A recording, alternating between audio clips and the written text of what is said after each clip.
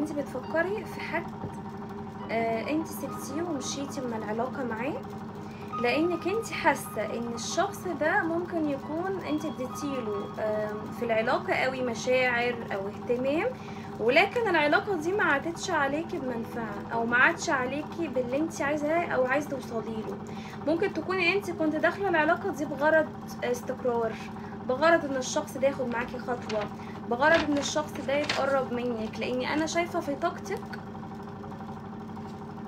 في احساس انك انت يعني خلاص ما بقيتيش عايزه الشخص ده او ما بقيتيش عايزه العلاقه دي،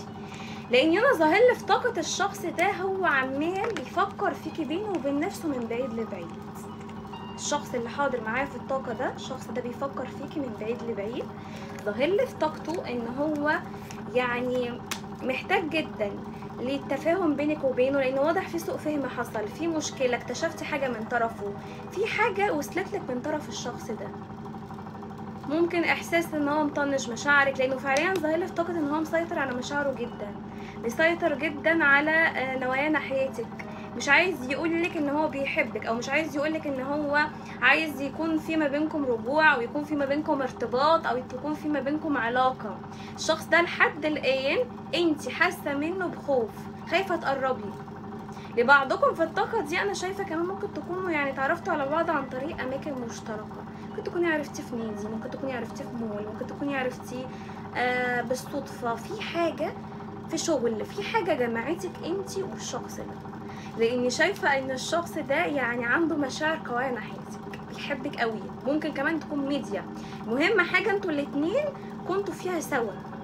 فاهمين قصدي؟ فانا شايفه ان الشخص ده في طاقته جدا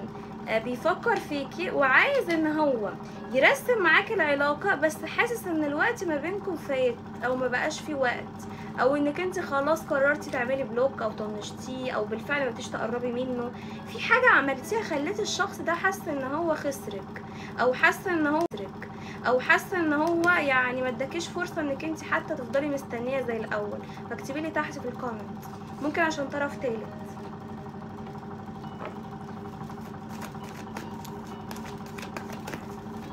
خلوني اكمل. زعلانه قوي من الشخص ده، بس على فكره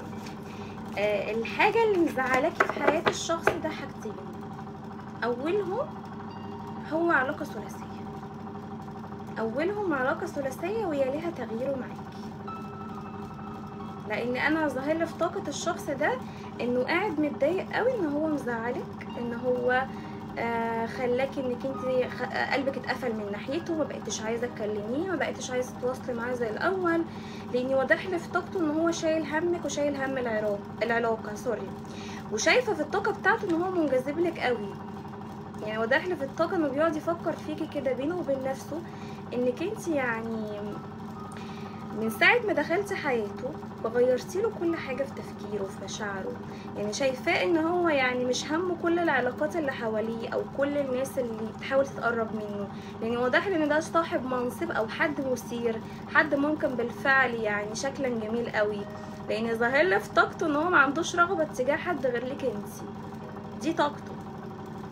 ما عندهوش نية ان هو يعني يكمل علاقة غير معاك انتي. شايفاه رغم انه كان عنده علاقات في السابق، بس برضه هو بيحبك، مرتاح لك انتي اكتر، حاسس معاكي ان هو مبسوط، حاسس معاكي بالثقة، حاسس معاكي بالاكتفاء في المشاعر، حاسس معاكي انك انتي اكتر واحدة بتخليه